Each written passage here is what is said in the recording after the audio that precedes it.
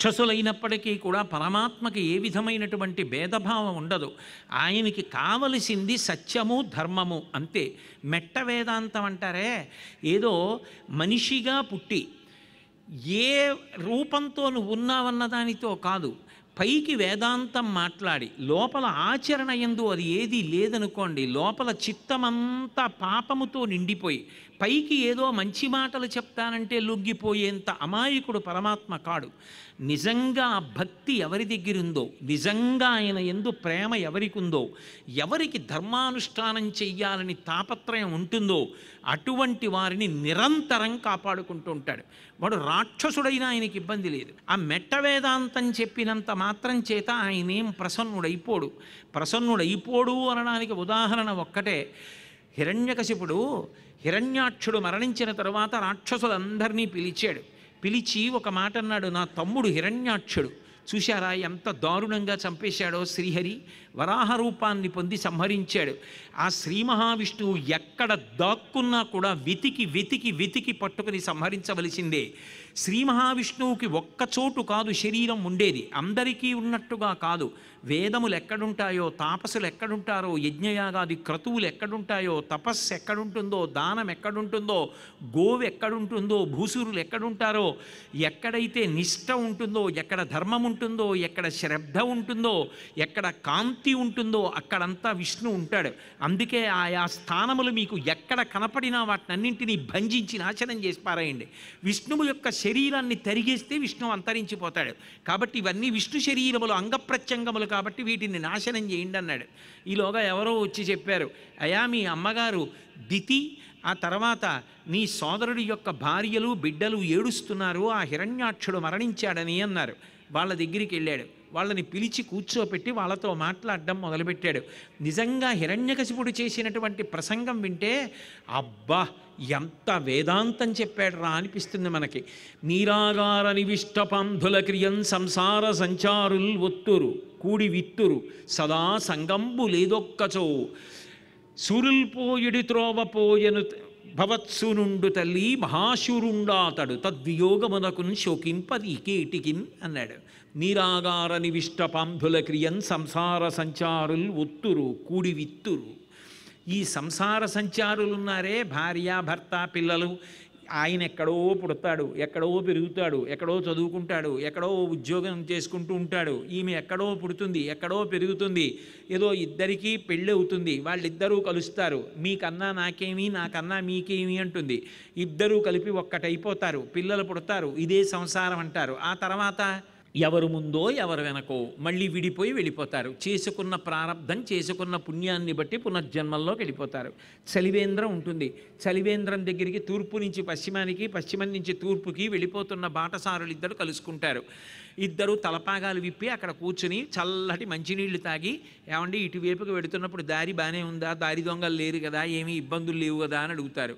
ఏమీ లేదండి, ప్రశాంతంగా ఉంది, పుణ్యాత్మలు ఉన్నారు, చక్కగా మీరు ఎక్కడికైనా వెడుతుంటే ఆకలి వేస్తే పెట్టేవాళ్ళు ఉన్నారు, మంచి ఊళ్ళు ఉన్నాయి, రాజులు ధర్మాత్ములు అని ఆయన చెప్పాడు. మీరు ఇటు నుంచి వస్తున్నారు కదా, ఇటువైపు కూడా ఎలా ఉందంటే ఇటువైపు కూడా అలాగే ఉందండి, ధర్మం 4 పాదాలు నడుస్తోంది, సంతోషంగా ఉంది, మీరు హాయిగా వెళ్ళొచ్చు, చీకటి పడ్డా బెంగేం లేదన్నాడు. ఇద్దరు మాట్లాడుకున్నారు కదా, ఇద్దరి మీద ఒకరికొకరికి అనురాగం అంకురించింది, స్నేహం కలిగింది కదా అని చెప్పి అక్కడే ఉండిపోతారా ఏమి, నీళ్లు తాగుతూ ఎవరి దారిన వాళ్ళు వెళ్ళిపోతారు. సంసార సంచారులు ఒత్తురు కూడి విత్తురు. భార్యాభర్తలు కూడా అంతే, కాలంలో వచ్చారు, కొన్నాళ్ళు ఉంటారు, తర్వాత ఎవరి ముందో ఎవరు వెనకో ఎవరి పుణ్యాలని బట్టి వాళ్ళు వెళ్ళిపోతారు. మళ్ళీ ఉత్తర జన్మల్లో ఎవరి పుణ్యాన్ని బట్టి ఎవరి పాపాన్ని బట్టి ఎవరి జన్మ వారిది. కాబట్టి ఎందుకమ్మా ఏడుస్తావు?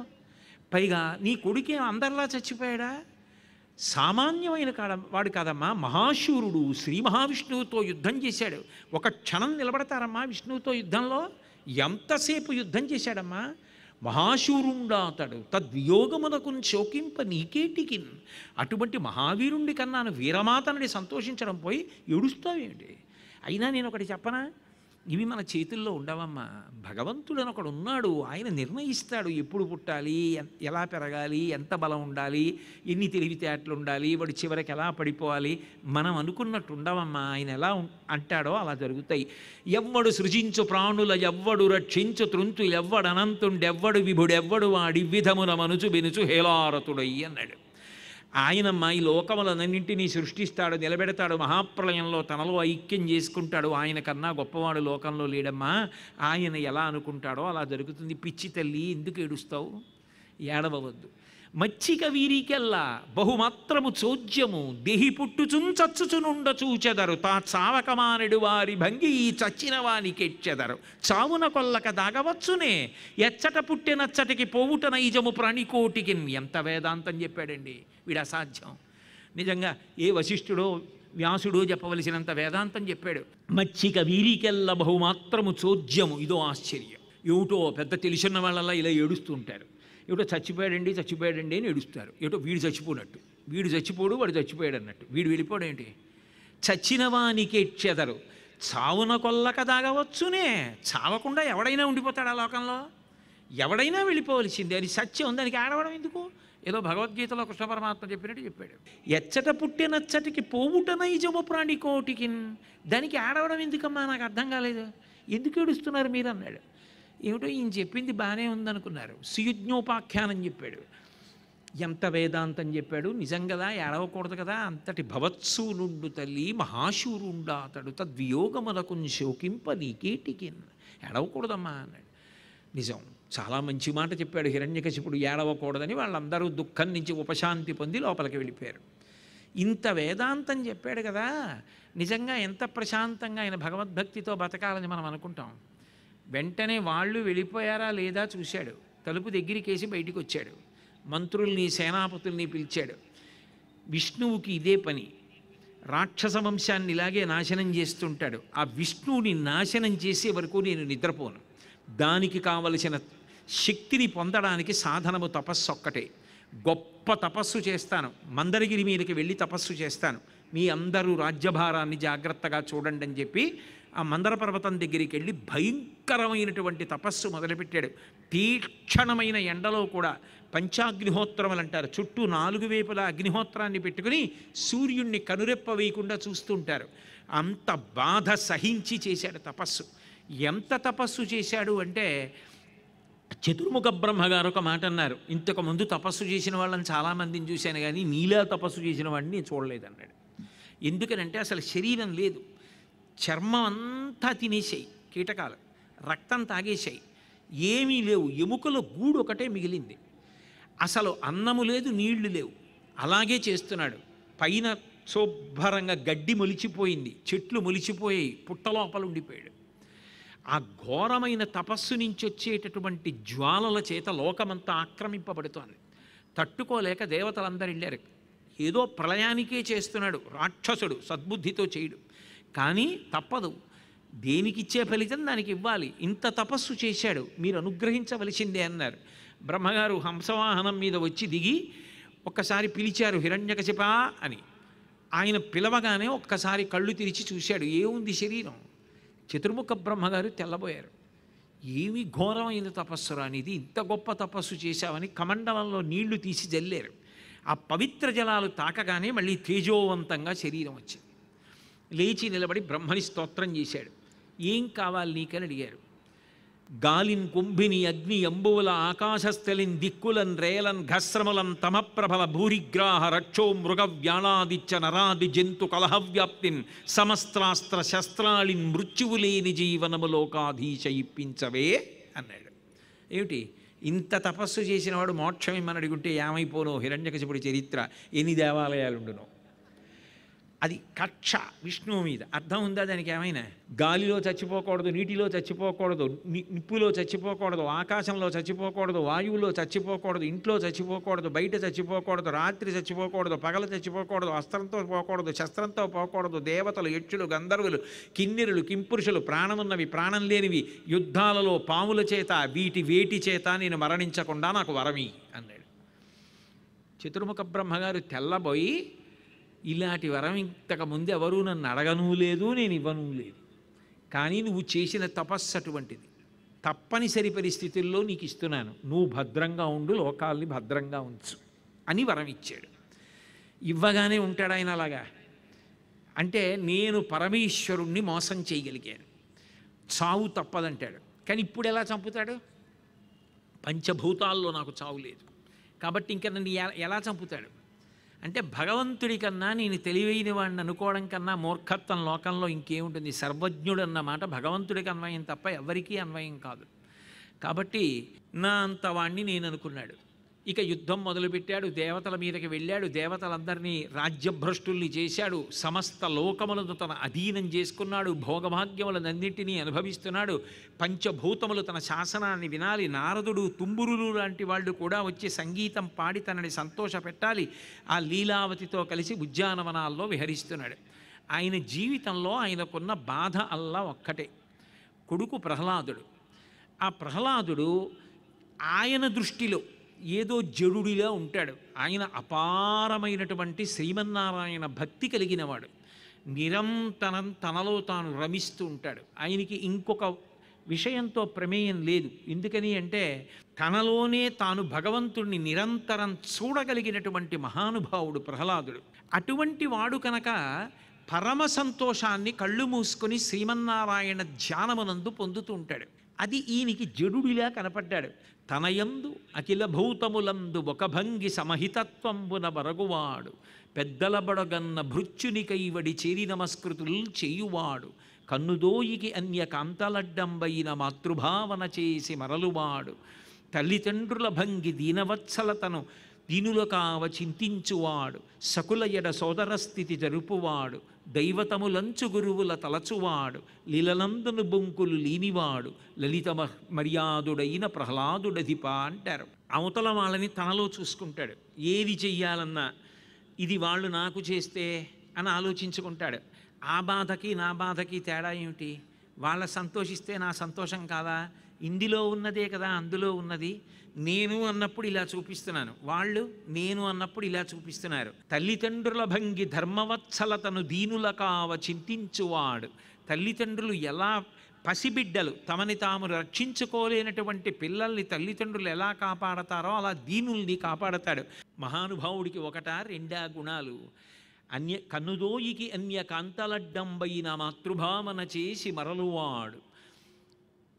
అక్కర్లేని భావాలు కలగకుండా ఉండాలి అంటే ఆమె నా తల్లి అన్న భావన కలిగితే అమ్మా అని పిలిచి, నేను రోజు ఏ కామాక్షికి నమస్కారం చేస్తానో ఆ కామాక్షి రూపంలో ఉంది అనుకుంటే పొంగుతున్న పాల మీద నీళ్లు కాకుండా ఇంకొకలా ఆలోచిస్తే పాల కింద పెట్టిన అగ్నిహోత్రం పాలు పొంగుతాయి. అందుకే కన్నుదోయికి అన్య కాంతలడ్డంబైన మాతృభావన చేసి మరలువాడు, సకుల ఎడ సోదరస్థితి జరుపువాడు. తనతో కలిసి చదువుకుంటున్న పిల్లలు తనకి సోదరులని భావించాడు. దైవతములంచు గురువుల తలచువాడు. గురువు అంటే దైవమే. దైవానికి గురువుకి తేడా లేదు. కరచరణాదులతో నా కళ్ళ ముందు నడుస్తున్న దైవం గురువు అని భావించాడు. లీలలందున బొంకులు లేనివాడు, ఎన్నడూ ఏ తప్పు చెయ్యనివాడు, లలిత మర్యాదుడైన ప్రహ్లాదుడధిప. చాలా ఉత్తమమైనటువంటి నడవడి కలిగినటువంటి వాడు. ఆయనకి భగవంతుడి ఉపాసన చేయడానికి పూజామందిరం, పానీయంబులు త్రావుచున్ కుడుచుచున్ భాషించుచున్ హాసలీలా నిద్రాదులు చేయుచున్ తిరుగుచున్ లక్షించుచున్ సంతత శ్రీనారాయణ పాదపద్మజుగళీ చింతామృతాస్వాద సందానుండై మరచన్ సురారిసుతుడే తద్విశ్వమున్ భువరా అన్నారు. పానీయంబులు త్రావుచున్, మంచినీళ్ళు తాగుతుంటే ఆయనకి భగవంతుడు గుర్తొస్తాడు. ఎలా గుర్తొస్తాడు? లోకంలో అన్నీ చూసుకుంటూ ఉంటాను, ఇంట్లో అదైపోయింది ఇంట్లో అదైపోయింది అంటుంటాను, కానీ లోపల నీళ్ళు అయిపోతున్నాయి. నీళ్ళు అయిపోతే ప్రాణాలు పోతాయి. సంజీవనం సమస్తస్య జగత సలిలాత్మిక భవ ఇత్యుచ్యతే మూర్తిర్భవస్య పరమాత్మన అంటారు వ్యాసుల వారు లింగ పురాణంలో. ప్రాణములు నీటిని ఆశ్రయించి ఉంటాయి. ఆ నీరు లోపల అయిపోతోందని నాకు తెలియదు. దాహం రూపంలో పరమాత్మ చెప్తాడు. చెప్పగానే గబగబా నీళ్లు తెచ్చి నోట్లో పోసుకుంటాను. అగ్ని అయితే పైకి వెడుతుంది, నీరైతే కిందకెడుతుంది. ఎప్పుడు ఒకే నియమం ఏమిటి? నేను మారుస్తున్నాను నియమం. ఇంకా రేపటి నుంచి అగ్ని కిందకెడుతుంది, నీళ్లు పైకెక్కుతాయి అన్నాడు అనుకోండి. ఇలా పోసుకున్న నీళ్లు కడుపులోకి వెళ్ళవు, పైకెక్కుతాయి. కానీ కడుపు కిందకి పెట్టి నీళ్లు కిందకి వెళ్ళేటట్టుగా పెట్టిన భగవంతుని యొక్క కారుణ్యం. అలా పెట్టకపోతే దాహం వేస్తే నీళ్ళు ఎలా పెడతాయి కిందకి? నిప్పు పైకి రాకపోతే వంట ఎలా జరుగుతుంది? యజ్ఞం ఎలా జరుగుతుంది? ఏమి కారుణ్యమూర్తి భగవంతుడు! దాహం వేసి నీళ్లు తాగుతుంటే భగవంతుడు గుర్తొచ్చాడు.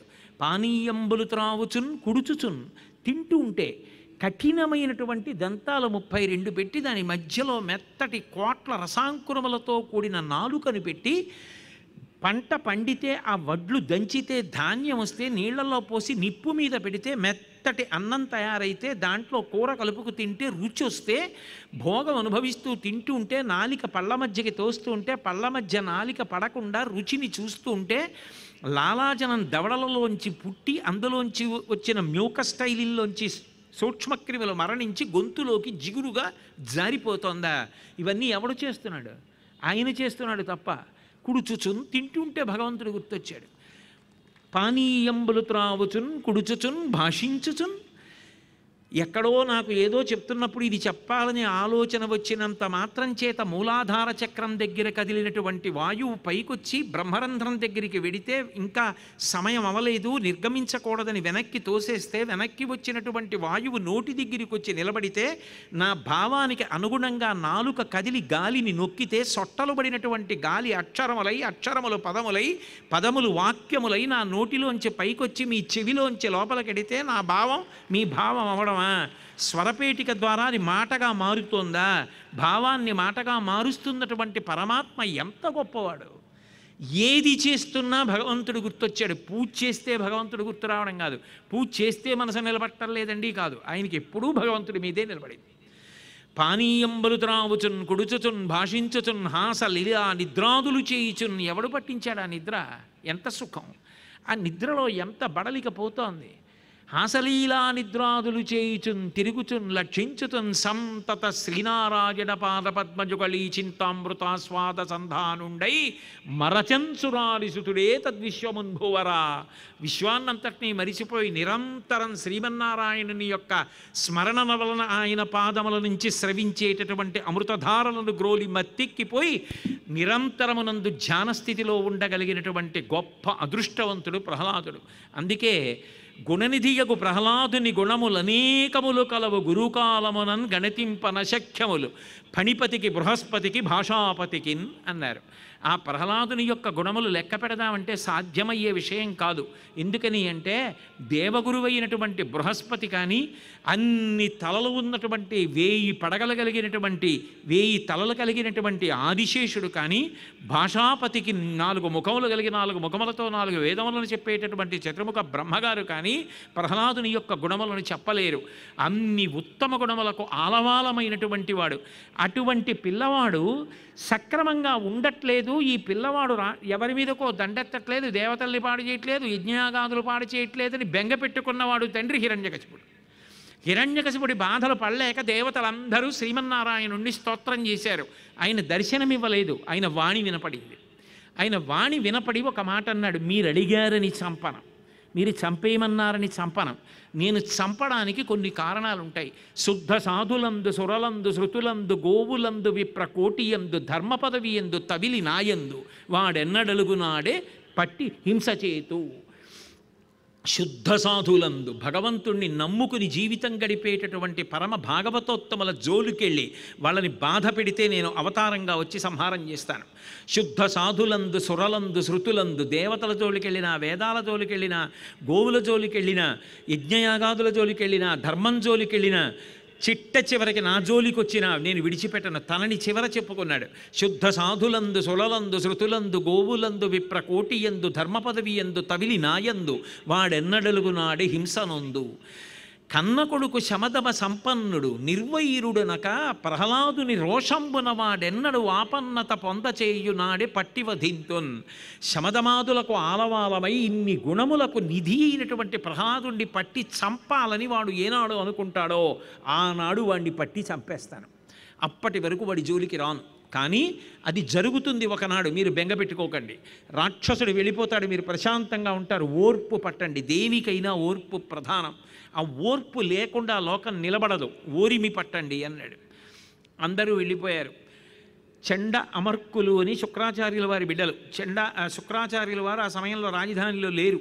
ఆయన వేరు కార్యాల మీద వెళ్ళారు. యజ్ఞయాగాది క్రతువులకో తీర్థయాత్రకో వెళ్ళినటువంటి గురువుగారి లేని సమయంలో వాళ్ళ బిడ్డల్ని పిలిచాడు హిరణ్యకశిపుడు. పిలిచి, జడుడిలా ఉండిపోతున్నాడు ఈ ప్రహ్లాదుడు, మీరు తీసుకెళ్ళి పాఠాలు నేర్పండి, ఉత్సాహవంతుణ్ణి చెయ్యండి, రాజతంత్రం నేర్పండి, నీతిశాస్త్రం ధర్మశాస్త్రం మొదలైనవి నేర్పండి అన్నాడు.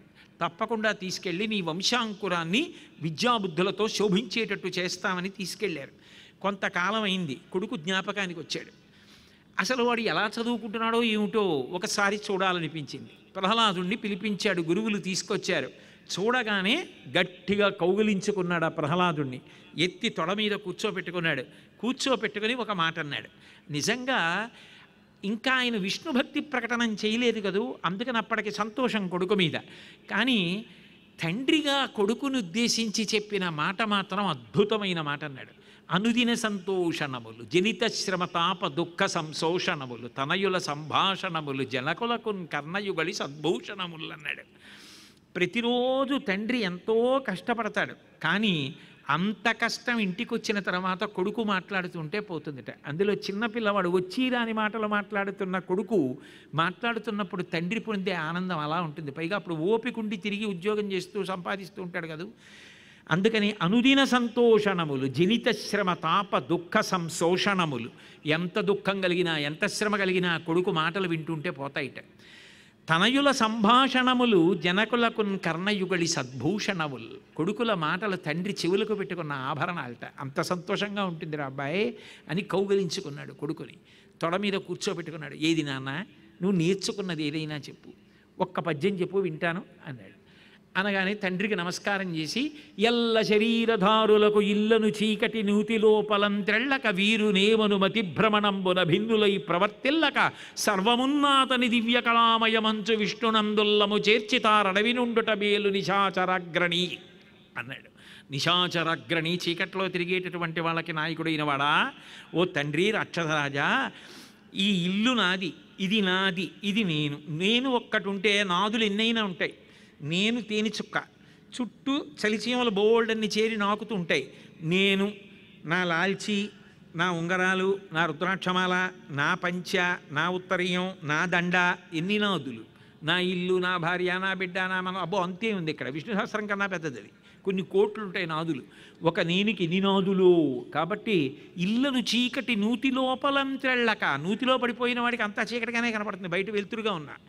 ఆ నేను నాది సంసారం చీకటి నాన్న, అందులో ఉండకుండా ఒక్కసారి అంతా నేను, అంతా నాది, ఇదంతా శ్రీ మహావిష్ణువు చేత నిర్మింపబడింది, ఆయన తప్ప వేరొకటి లేదు అని భావన చెయ్యి. ఉల్లమును చేర్చి మనసు చేర్చి అడవిలో ఉన్నా వచ్చిన నష్టమేం లేదురా అన్న, ఎంత సంతోషంగా ఉంటుందో. రాజ్యం పరిపాలిస్తే మాత్రం నీకు ఆ భావన లేనప్పుడు ఏం సంతోషం నాన్న అన్నాడు.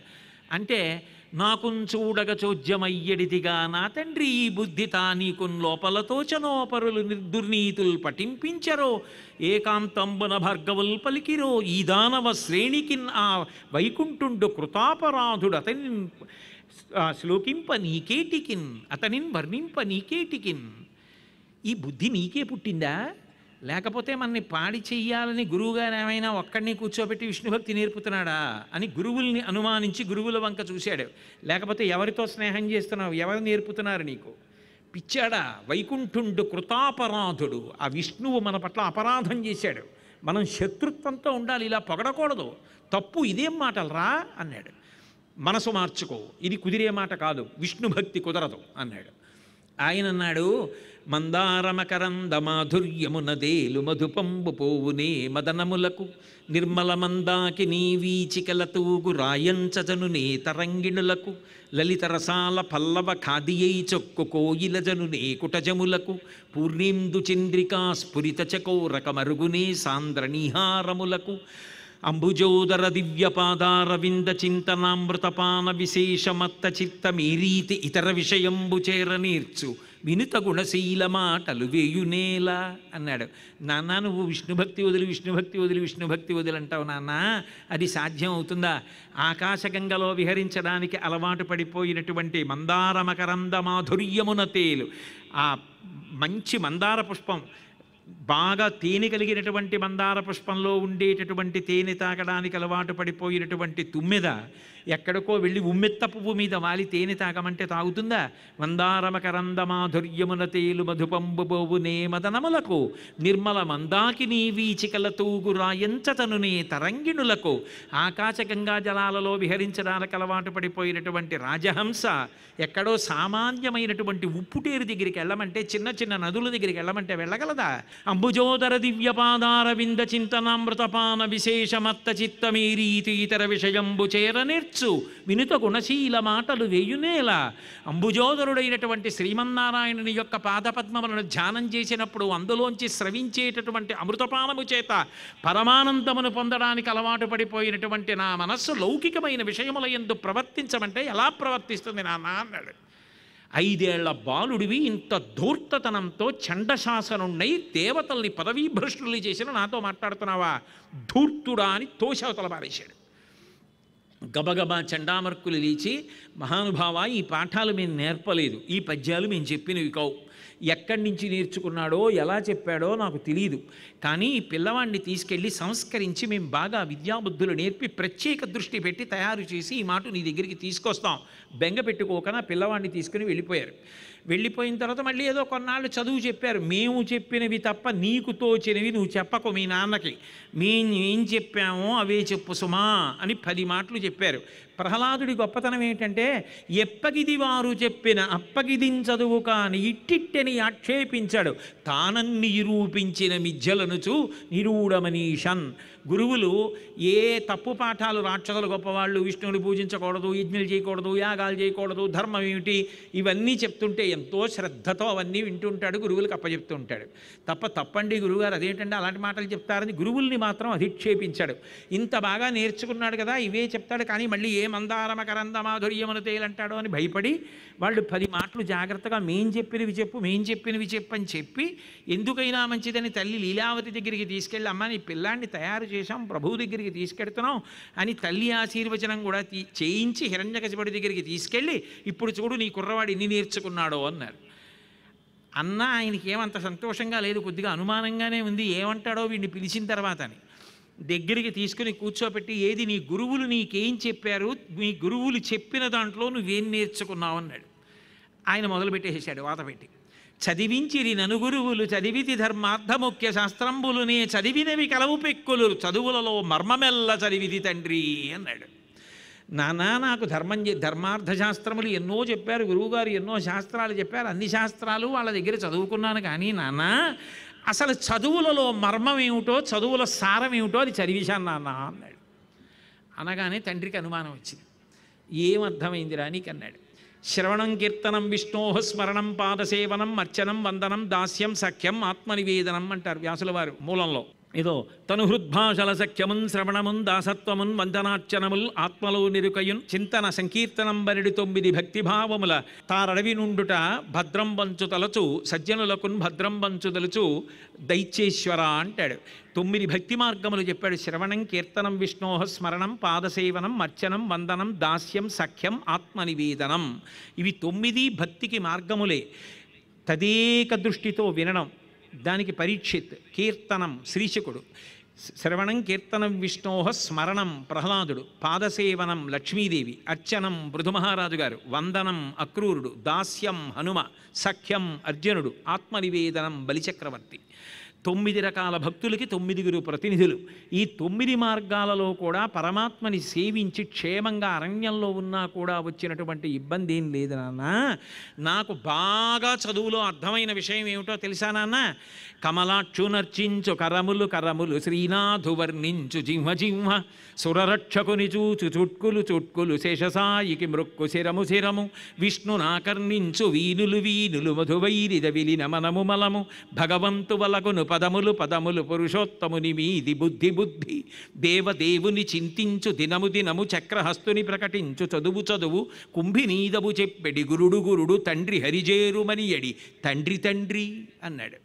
నాన్న భగవంతుడికి సేవ చేసిన చేతులు చేతులు, ఆయన చుట్టూ తిరిగినటువంటి పాదాలు పాదాలు, ఆయన మ్రోల ఉంచి నమస్కరించినటువంటి శిరస్సు శిరస్సు, ఆయన మీద పెట్టిన బుద్ధి బుద్ధి, ఆయన గురించి చెప్పినవాడు గురువు, ఆయన్ని చేరుకోమన్నవాడు తండ్రి, ఆయన గురించి ఆలోచించినది రోజు. నాకు అర్థమైంది ఇంతే.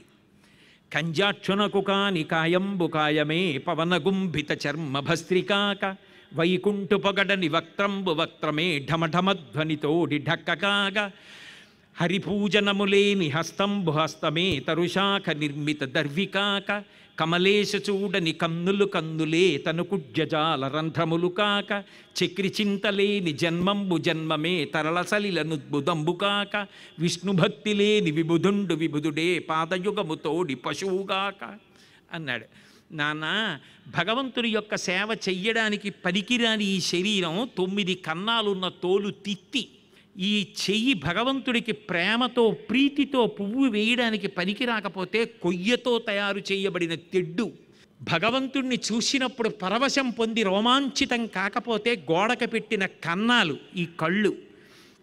అంతవరకెందుకు నాన్న, ఆయనకి ప్రదక్షిణానికి, ఆయన పూజకి, ఆయన సేవకి, ఆయన స్తోత్రానికి పనికిరాని శరీరం శరీరమే కాదు నాన్న, ఆయనని సేవించిన శరీరం. వజ్జలు నేర్పని ఈ మది మజ్జాతుడ వైర నీకు ఎవ్వరిచే నుజ్జానమయ్య బాలక తజ్జనులం పేరు కొనుము తగనామ్రోలన్ అన్నాడు. ఇవి నీ గురువులు నీకు చెప్పలేదు. వజ్జలు నేర్పని ఈ మది మజ్జాతుడ వైన నీకు మరి ఎవ్వరిచే నుజ్జాలమయ్య బాలక. ఎవరు చెప్తున్నారా నీకు చదువు? నీకు ఎలా వచ్చిందిరా ఇది? ఎక్కడి నుంచి వచ్చిందిరా? ఏది చెప్పు, నాకు ఎవరు చెప్పారో? తజ్జనులం పేరు కొనువునా తగనామ్రోలన్, ఆ పేర్లు చెప్పు, ఎవరు చెప్పారో నీకు ఈ చదువంతా అన్నాడు.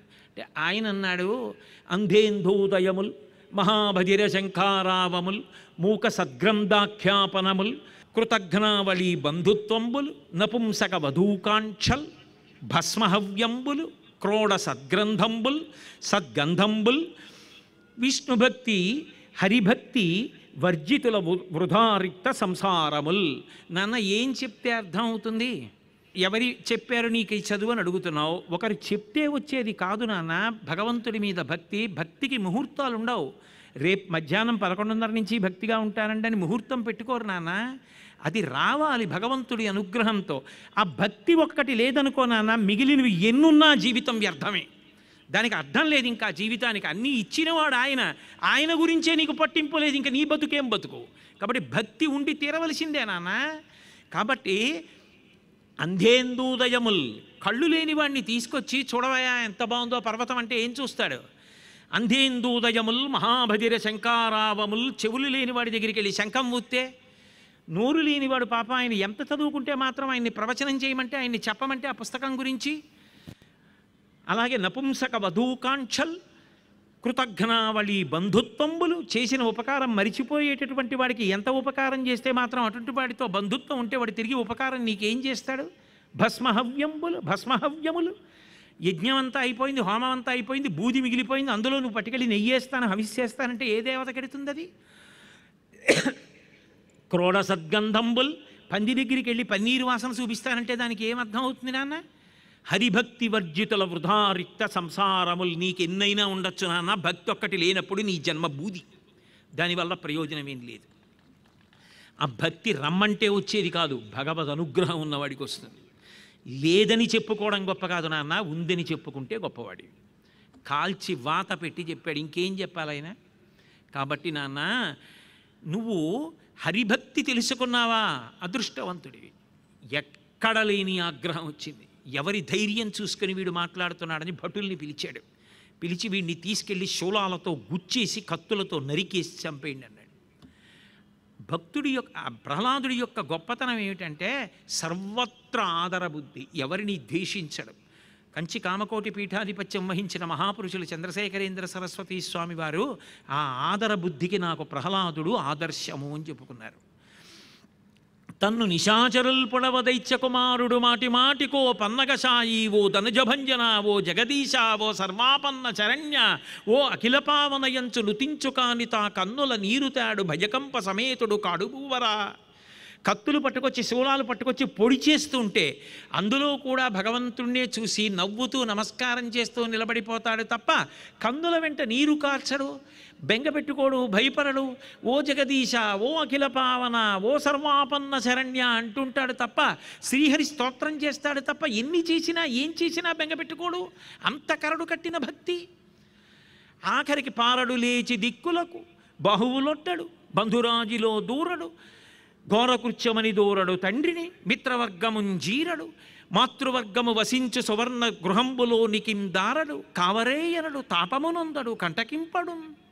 ఎవరైనా ఏదైనా పెట్టి పొడుస్తుంటే కొడుతుంటే చెయ్యి అడ్డెట్టుకుంటారు, చెయ్యి కూడా అడ్డు పెట్టుకోడు. ఏంటి నాన్నగారంటే ఇంత దారుణం అని తండ్రిని అనడం. పరిగెత్తుకుంటూ స్నేహితుల దగ్గరికి వెళ్ళి తండ్రిని విమర్శించాడు. అమ్మ చూడమ్మా నాన్నగారు చంపేస్తున్నారని తల్లి ఉన్నటువంటి సువర్ణ గృహంలోకి పరిగెత్తాడు. బంధువుల దగ్గరికి వెళ్ళి దాక్కోడు, తండ్రిని ఒక్క మాట అనడం. ఇన్నిటినీ నారాయణ నారాయణ నారాయణ నారాయణ అంటూ భగవంతుణ్ణి స్మరిస్తూ అందరి పట్ల అదే ప్రేమ భావనతో ఎవ్వరి పట్ల వ్యతిరేక భావన లేకుండా అలాగే నిలబడిపోగలిగాడు ప్రహ్లాదుడు. అది సామాన్యమైనటువంటి విషయం అండి. ఒక రాక్షసుడికి అబ్బింది, అది కావాలి భగవంతుడికి. వాడు ఎవరైతే ఆయనకి కావాలి? నీకు ఆ బుద్ధి ఉందా చాలు భగవంతుడికి. అందుకే అంతటి ఆదర్శమూర్తి అయ్యాడు మహానుభావుడు. ఎన్ని చేశాడో, అభిచార హోమాలు చేశాడు, ఏనుగులతో తెప్పించాడు, పర్వతాల మించి తోయించేశాడు, సముద్రాల్లో తోచేశాడు, నవరంధ్రాలు మూసి పట్టుకున్నాడు, పాముల చేత కరిపించాడు, ధిక్కరించాడు, శపించాడు, శూలాలతో పొడిపించాడు, భయపెట్టాడు, వికృత రూపాలు చూపించాడు, తనే చెప్పుకున్నాడు. చిట్ట చివరికి అన్నాడు, ముంచితి వార్ధులం గదలముత్తితి శైలతటంబు నుండి ద్రొబ్బించితి శత్రరాజి పొడిపించితి మీద నిభేంద్ర పంక్తి రొప్పించితి ధిక్కరించితి శపించితి ఘోర దవాగ్నులందు తోయించితి. చావడిదేమి చిత్రమో! సముద్రాల్లో ముంచేశాను, గదలతో కొట్టేశాను, పర్వతాల మించి దొల్లించేశాను, శస్త్రముల చేత పొడిపించేశాను, కత్తులతో పొడిపించాను, శూలాలతో పొడిపించాను, అభిచార హోమాలు చేయించాను, ధిక్కరించాను, శపించాను, అరణ్యాలకు అగ్ని పెట్టి తోయించాను, పెక్కుపాట్ల నలయించితి. 1, 2 కాదు, ఎన్ని చెయ్యాలో అన్ని చేశాను. వీడు చచ్చిపోడేమిటో అని బెంగ పెట్టుకున్నాడు తండ్రి. లోకంలో ఎక్కడైనా ఉంటుందా? ఇటువంటి భక్తుడు కొడుకు. ఆ కొడుకు చనిపోలేదని బెంగ పెట్టుకున్నవాడు దుర్మార్గుడైన తండ్రి. ఆ గురువులు చూసి, ఇలా కాదయా అని మేము తీసుకెళ్ళి తనకి కామశాస్త్రం నేర్పుతాం, పిల్లవాడు కొంచెం పెద్దవాడు అవుతున్నాడు కదా, అనురక్తుడు అవుతాడని తీసుకెళ్ళి బోధ మొదలుపెట్టారు. కొన్నాళ్ళు అయిపోయిన తర్వాత మిగిలిన వాళ్ళందరినీ పిలిచాడు. పిలిచి, మీరు ఇలా కాలం వెళ్ళబుచ్చుకోకండి, కాలం అనేటటువంటిది అత్యంత విలువైనది. మనిషి 100 సంవత్సరములు మాత్రమే బతుకుతాడు. బాలస్తావ క్రీడాసక్త, తరుణస్తావ తరుణీసక్త, వృద్ధస్తావ చింతాసక్త, పరసే బ్రహ్మణి కోపినసక్త. నిద్రలో సగం వెళ్ళిపోతుంది, బాల్యం అంతా ఆటల్లో వెళ్ళిపోతుంది, యవ్వనమంతానేమో సంసారము, సంపాదన, స్త్రీ, పిల్లలు వీటిలో వెళ్ళిపోతుంది, వృద్ధాప్యం చింతలో వెళ్ళిపోతుంది. ఇంకా పరబ్రహ్మం గురించి ఆలోచించడానికి ఉత్తమోత్తమైనటువంటి ఈ మనుష్య శరీరం ఎందుకు పనికొస్తుంది? 6 వికారములు సమస్త ప్రాణులు పొందుతున్నాయి. పుట్టినది, ఉన్నది, పెరిగినది, తరిగినది, మార్పు చెందినది, నశించినది అని. ఈ షడ్వికారములు లేకుండా ఎప్పుడూ ఉండిపోయేటటువంటి వాడు భగవానుడు ఒక్కడే. ధర్మార్థములను ఆచరించి ధర్మబద్ధమైన అర్థము, ధర్మబద్ధమైన కామము వలన మోక్షము, ఈ సంసార చక్రము నుంచి విడుదల పొందాలి. ఎన్ని కోట్ల జన్మలెత్తామో, ఎన్ని చోట్ల పుట్టామో, ఎక్కడ పెరిగామో, ఎన్ని మాటలు చచ్చిపోయామో, ఇప్పుడైనా శాస్త్రాన్ని, గురువుగారిని పట్టుకుని శ్రద్ధతో ప్రవర్తించి భగవత్ పదంలో ప్రయాణించడం ప్రారంభం చేయకపోతే మళ్ళీ కొన్ని కోట్ల జన్మలు తిరియక్కులుగా జారిపోతే అనుష్ఠించగలిగినటువంటి అదృష్టం రమ్మంటే ఎక్కడి నుంచి వస్తుంది? కాబట్టి కాలాన్ని సద్వినియోగం చేసుకోండి. భగవంతుని యొక్క నామం పలకడం కన్నా అదృష్టం లేదు, ఆయన యొక్క కథలు వినడం కన్నా అదృష్టం లేదు. కాబట్టి భగవంతుని యొక్క కథలను వినండి, మంచి విషయాలు చదవండి, ఆయన నామాన్ని మనసారా కీర్తించండి అన్నాడు. అంటే వాళ్ళు అన్నారు, నువ్వు ఇవన్నీ చెప్తున్నావు కదా, నువ్వు మాతో పుట్టావు, మాతో పెరిగావు, మాతో చదివావు, నువ్వు ఎక్కడికి వెళ్ళలేదు, కానీ నీకు ఇవన్నీ ఎలా తెలిసాయి అని అడిగారు. అంటే ఆయన అన్నాడు, ఒకప్పుడు మా నాన్నగారు తపస్సు చేసుకోవడానికి వెళ్ళిపోయినప్పుడు దేవేంద్రుడు ఇక్కడికి వచ్చి మా తల్లి గర్భిణి అయి ఉండగా దేవతలు ఈ రాజ్యాన్నంతటినీ కూడా ఆక్రమించి ఈమె కడుపులో నేనున్నానని రాక్షసాంకురమని చెప్పి నన్ను చంపెయ్యాలని మా అమ్మని ఈడ్చుకుపోతుంటే నారద మహర్షి ఎదురొచ్చారు. ఎందుకయ్యా నీకు వదినగారు అవుతుందో ఆవిడ్ని ఈడ్చుకుపోతున్నావన్నాడు. ఆమె మీద నాకు క్రోధం లేదు, ఆమె కడుపులో హిరణ్యకశిపుడి వీర్యం పెరుగుతోంది, మళ్ళీ ఇంకో రాక్షసుడు ప్రబలుతాడు, ఈమె గర్భాన్ని విచ్ఛిన్నం చేసి ఈమెను వదిలిపెట్టేస్తానన్నాడు. నీ తరం కాదు, లోపల ఉన్నవాడు పరమభాగవతోత్తముడు, ఆయన విష్ణువు చేత రక్షింపబడుతూ ఉంటాడు, ఆమెను విడిచిపెట్టు, అతను పరమభాగవతోత్తముడు, నువ్వు వెళ్ళిపోమ్మంటే మా అమ్మని నారదుడి ఆశ్రమంలో వదిలిపెట్టి ఇంద్రుడు వెళ్ళిపోయాడు. మహానుభావుడు నారదుడు ఎన్నో విషయాలు మా అమ్మకి చెప్పాడు. కడుపు లోపల ఉండి నేను విన్నాను, గర్భస్థమైన శిశువు వింటాడు, నా దగ్గరే ఎన్నో ప్రమాణాలు ఉన్నాయి దానికి సంబంధించి, నేనే చూశాను, అనుభవంలో వింటారు అనడానికి. నారదుడు ఆ జ్ఞానబోధ చేస్తున్నప్పుడు నేను లోపల నుంచి అన్నీ విన్నాను. వెల్లిగొన నాటి నుండి ఉల్లసితంబైన దైవ యోగంబున భాసిల్లెడు మునిమతమంతయు ఉల్లంబున మరపు పుట్టదొకనాడైనన్. ఎప్పుడైనా భగవత్ సంబంధమైన విషయం విన్నది మరిచిపోకుండా ఎప్పుడు అలాగే జ్ఞాపకంలో ఉండి తిరిగి చెప్పగలగాలి అంటే ఇద్దరి యొక్క కటాక్షం ఉండాలి. ఒకటి గురువుల యొక్క అనుగ్రహం ఉండాలి, రెండు భగవంతుడి యొక్క అనుగ్రహం ఉండాలి. ఈ రెండు ఎవరి ఎందుంటుందో వారికి మరుపన్నది ఉండదు. నాకు గురువుల యొక్క అనుగ్రహం ఉంది, భగవంతుని యొక్క అనుగ్రహం ఉంది, అందుకే నేను మరిచిపోలేదు. మా అమ్మ మరిచిపోయింది నేను కడుపులోంచి బయటికి వచ్చిన తర్వాత, కానీ నేను మరిచిపోలేదు. అది నారదుడి అనుగ్రహం, భగవంతుడు అనుగ్రహం అన్నాడు. అందరూ భగవన్నామ సంకీర్తనం మొదలుపెట్టారు. భయపడిపోయినటువంటి గురువులు చెండ అమర్కులు ఇద్దరూ కూడా ఈ పిల్లవాడిని తీసుకుని హిరణ్యకశిపుడి దగ్గరికి వెళ్ళారు. ఇదెక్కడ వచ్చినటువంటి గొడవ? ఏదో తులసీవనంలో గంజాయి మొక్క పుట్టినట్లు ఇంత గొప్ప రాక్షస వంశంలో ఈ ధూర్తుడైనటువంటి భక్తుడు పుట్టాడు. ఎప్పుడు చూసినా నారాయణ నామస్మరణమే. చిట్ట చివరికి ఈ భక్తి రాక్షసుల ఇతర పిల్లలకి కూడా పాకింది. ఇప్పుడు వాళ్ళందరూ కూడా అదే భజన మొదలుపెట్టారు. ఇక నువ్వు నీ పిల్లవాడిని చూడకుండా తీవ్రమైన శిక్ష వేస్తే తప్ప ఈ విష్ణుభక్తి సామ్రాజ్యంలో మిగిలిన వారి యందు కూడా ప్రవేశిస్తే మహారాజా తీవ్రమైన ఉపద్రవం కలుగుతుందన్నారు. విశేషమైన ఆగ్రహాన్ని పొందాడు హిరణ్యకశిపుడు. పొంది కొడుకుని పిలిచి అడిగాడు, ఏరా ఉన్నాడు ఉన్నాడు ఉన్నాడు అంటున్నావు కదా, కాపాడతాడంటున్నావు కదా, నువ్వు ఉన్నాడు ఉన్నాడన్నవాడు ఎక్కడున్నాడు, ఏం చేస్తున్నాడు, ఎవరిని కాపాడుతున్నాడు? నాన్న మళ్ళీ అదే ప్రశ్న అడుగుతావు. బలయుతులకు దుర్బలులకు బలమెవ్వడు, నీకు నాకు బ్రహ్మాదులకు బలమెవ్వడు, ప్రాణులకును బలమెవ్వండట్టి విభుడు బలమసురేంద్ర. నాకెవడు బలమని అడుగుతావేమిటి? ఈ సమస్త లోకాలకి బలమెవడో, చతుర్ముఖ బ్రహ్మగారు సృష్టికర్తకు బలమెవరో, నీకు బలమెవరో, నాకు బలమెవరో, లోకంలో ఉన్న సమస్త ప్రాణులకు బలమెవరో వాడే నాకు బలం నాన్న అన్నాడు. ఏది నీకు బలమైన వాడు ఎక్కడున్నాడు చూపించన్నాడు. ఇందుగలడందులేడని సందేహము వలదు చక్రి సర్వోపగతుండెందెందు వెదగి చూచిన అందందే కలడు తానవాగ్రని వింటే. ఇప్పుడు ప్రహ్లాదుడు ప్రతిజ్ఞ చేసినట్టు చెప్పాడు. మళ్ళీ ఎక్కడున్నాడు ఎక్కడున్నాడని అడుగుతామే నాన్న. శ్రీ మహావిష్ణువు ఇక్కడ ఉండడం ఇక్కడ లేకపోవడం ఉండదు. ఆయన సర్వత్ర వ్యాపించి ఉన్నాడు. ఇప్పుడు భక్తుడి మాట నిజం చెయ్యాలి. ఎందుకనంటే అంతటా ఉన్నాడని ప్రహ్లాదుడు అంటున్నాడు, లేడు శ్రీమన్నారాయణుడని హిరణ్యకశిపుడు అంటున్నాడు. ఎందుకని? ఆ శ్రీమన్నారాయణుడు ఎక్కడో లేడు, హిరణ్యకశిపుడి యొక్క గుండెల్లోకి వెళ్ళిపోయాడు. వైకుంఠం దగ్గరికి వెళ్ళినప్పుడు ఆయనే చెప్పుకున్నాడు. ఒకప్పుడు హిరణ్యాక్ష సంహార ఘట్టం దగ్గర చెప్పాడు. మన బలిచక్రవర్తితో మాట్లాడుతూ అంటాడు, నేను మీ తాత హిరణ్యకశిపుడి యొక్క ముక్కురంధ్రంలోంచి లోపలికి వెళ్ళి గుండెల్లో కూర్చున్నాను, ఆయన బయట వెతికాడు, లోపలే ఉన్నానని తెలుసుకోలేకపోయాడు అన్నాడు. కాబట్టి ఎక్కడున్నాడన్నాడు. ఇందుకలడందులేడని సందేహం వలదు, ఇక్కడున్నాడు అక్కడున్నాడని లేదు, అంతటా ఉన్నాడు నాన్న అన్నాడు. అంతటా ఉన్నాడు నాన్న అన్నప్పుడు ఆయన ఇలా చూస్తూ దేని మీద దృష్టి నిలబెట్టి ఇందులో ఉన్నాడా అంటే అందులోంచి బయటికి రావాలి. ఇప్పుడు అందులోంచి బయటికి రావాలి కాబట్టి హరి సర్వాకృతులంకలండనచు ప్రహ్లాదుండు భాషింప, ఎందును లేడు లేడనుచు సుతుండైత్యుండు తర్జింప, శ్రీనరసింహకృతి దాల్చెనచ్యుతుడు నానా జంగమస్థావరోత్కర గర్భంబులాన్ని దేశముల రుద్దండ ప్రభావంబునన్. ఏమో ఎక్కడ చూపించి ఇందులో ఉన్నాడా అని అడుగుతాడో అందులోంచి బయటికి రావాలి. కాబట్టి చరాచర ప్రపంచమంతా కూడా ఒక మహా నారసింహం అయిపోయింది. బ్రహ్మాండమే ఒక నరసింహస్వరూపం అయిపోయింది. హిరణ్యకశిపుడు అక్కడ ఒక స్తంభాన్ని చూపించి ఇందులో ఉన్నాడా అన్నాడు. మళ్ళీ ఆ ప్రశ్న అడగవద్దు. గాలి ఆయన లేని ప్రదేశం లేదు, పంచభూతములలో అంతటా నిండి నిబిడీకృతమై ఉన్నాడన్నాడు. అయితే ఏది చూపించు నాకని చెప్పి గద తీసుకుని ఒక్క దెబ్బ కొట్టి చేత్తో ఆ స్తంభాన్ని కొట్టాడు. అంతటా నిండిపోయినటువంటి బ్రహ్మాండమైనటువంటి ఆ నరసింహస్వరూపం ఒక్కసారి స్తంభంలోంచి బయటికి రావడానికి ఉద్యుక్తమయ్యేటప్పటికీ కాంతులు సభామంతరమంతా కూడా నిండిపోయి అందరికీ కూడా బళ్ళు బైర్లు కమ్మాయి. అందులోంచి మహానుభావుడు ఒక్కసారి పాదాన్ని తీసి భూమి మీద పెట్టేటప్పటికీ అన్ని కోట్ల బ్రహ్మాండములు కడుపులో ఉన్నవాడేమో భూమి కుంగిపోయి భూమిని పట్టుకున్నటువంటి ఆదిశేషుని యొక్క పడగలు వంగిపోయాయి.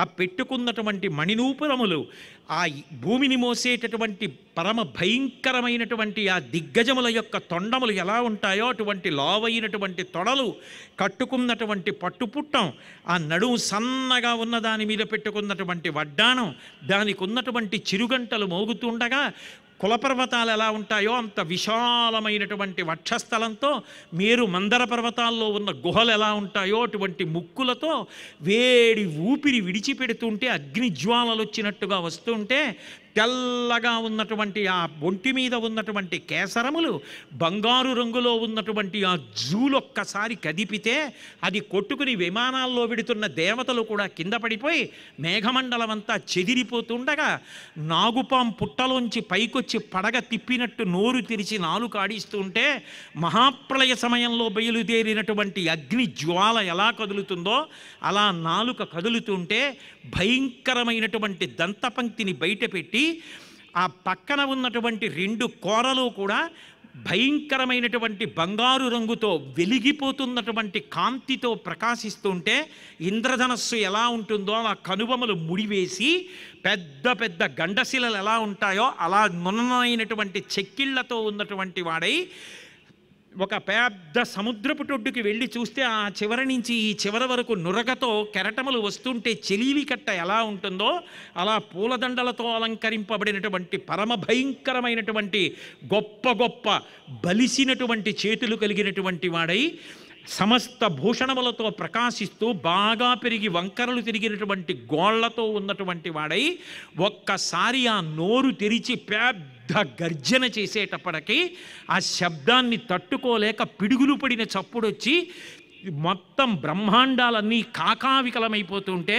దేవతలు, యక్షులు, గంధర్వులు, కిన్నెరులు, కింపురుషులు భయపడిపోయి వచ్చి నిలబడి స్వామిని స్తోత్రం చేస్తుంటే, ఒడిసి పట్టి హిరణ్యకశిపుణ్ణి ఈడ్చి తీసుకొచ్చి యుద్ధం మొదలు పెడితే, ఓహో స్వామి ఈ రూపంలో వచ్చాడు, నేను ఇప్పుడు విజృంభించి చంపవలసిందేనని హిరణ్యకశిపుడు పోరాటానికి సిద్ధపడుతుంటే, కలుగులోంచి బయటికి వచ్చినటువంటి నాగుపాం అక్కడ వెడుతున్నటువంటి ఎలకని ఒడిసి పట్టి నోట్లో పట్టుకున్నట్టుగా తన బాహువుల చేత హిరణ్యకశిపుణ్ణి ఎత్తి పట్టుకుని తొడల మీద వేసుకుని గడప మీద కూర్చుని, ఇంట కాదు బయట కాదు గడప మీద, పైన కాదు కింద కాదు తొడల మీద, రాత్రి కాదు పగలు కాదు ప్రదోషంలో, బ్రతికున్నవి కాదు చచ్చిపోయినవి కాదు, కోస్తే బాధుండదు పెరుగుతాయి కాబట్టి గోళ్ల చేత, అస్త్రము కాదు శస్త్రము కాదు, నరుడు కాదు మృగము కాదు, కింద నరుడు పైన సింహం యొక్క ముఖం, పెద్ద జూలు, పరమ బలవత్తరమైనటువంటి శరీరంతో భయంకరంగా నాలుకాడుస్తూ ఇలా చూసేటప్పటికీ